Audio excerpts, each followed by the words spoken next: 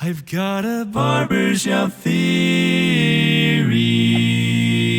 Some of you have commented on how confusing it is that I sometimes don't follow the exact length of certain notes in my tag videos. And I can see why that would be confusing to newcomers to the barbershop style. But hopefully this video will explain everything. And welcome to a completely new type of video on this channel. I'm trying out doodle videos and I absolutely love it. Let me know what you think down in the comments below. Alright, enough talk, let's get to work. This episode is all about rubato. Most of you have probably seen this written in sections of, or sometimes entire pieces of sheet music. But what does it mean and how is it implemented in barbershop singing? First, let's talk about the actual definition of rubato. Generally, rubato refers to expressive and rhythmic freedom, where a musician can alter the tempo slightly to emphasize what they're trying to convey musically to the listener. Let's take Johann Sebastian Bach's Cello Suite in G major, a very popular piece of music known by many, as an example.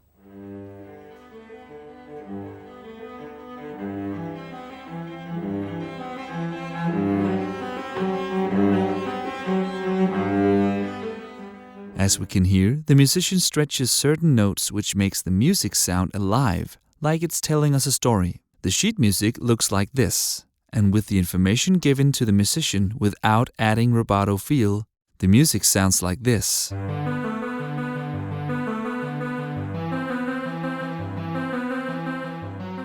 By removing the slight alterations in tempo, the music now sounds stale and mechanical. Does this mean that all rubato performances are unique and there are no two similar performances? No, because we're always inspired or influenced by other people, and this leads to musical trends, where a piece of music, even though it's written as freely or rubato, becomes known for being performed in a certain way. So how does this relate to barbershop?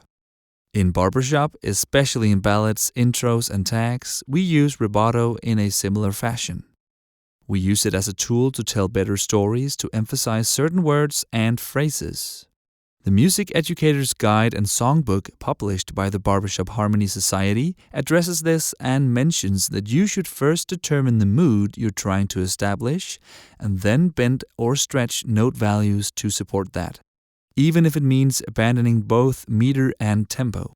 They stress that the interpretations always should make sense in context of the lyrics and music. They use this example to demonstrate different interpretations of the same phrase. But if you're new to barbershop, this can be quite confusing and difficult, especially if you come from a musical background where rubato isn't used very often. Let's listen to the song Smile as sung by 2012 international champions from Sweden, Ringmasters. When your world is turned around,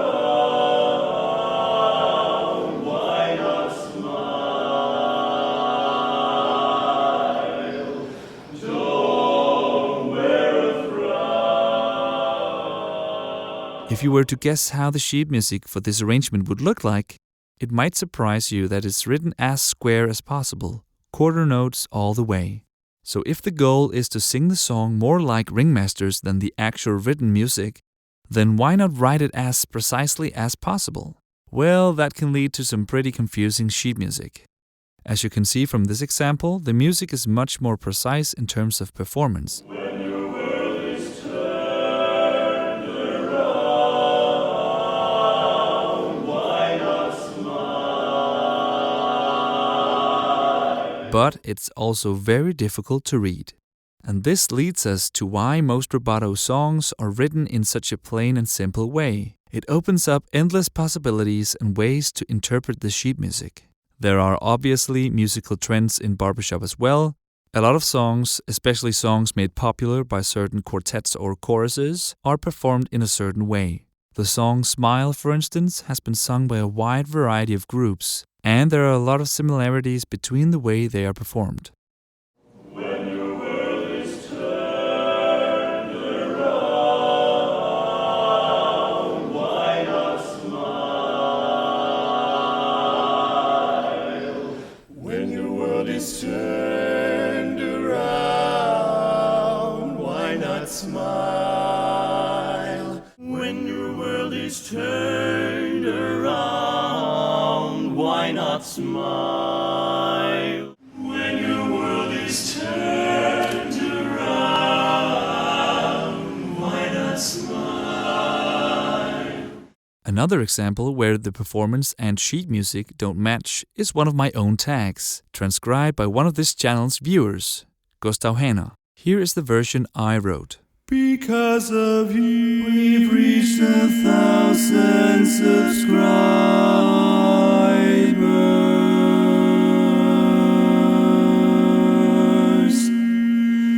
All thanks to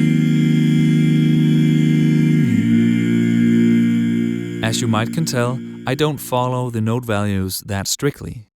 Let's compare it to the transcription of the actual performance.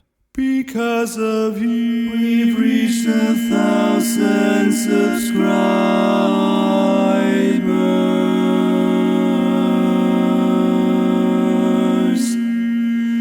All thanks to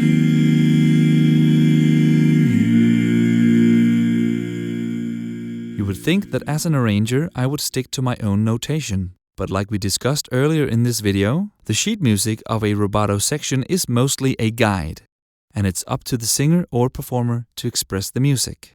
But let me know what you think. Are you a fan of rubato, or do you mostly stick to the musical notation? Let me know down in the comments. If you like the content I create, please leave a like and subscribe for more content. And make sure you have notifications turned on. That way, you get notified every time I post a new video. That's it for this episode. See you next time.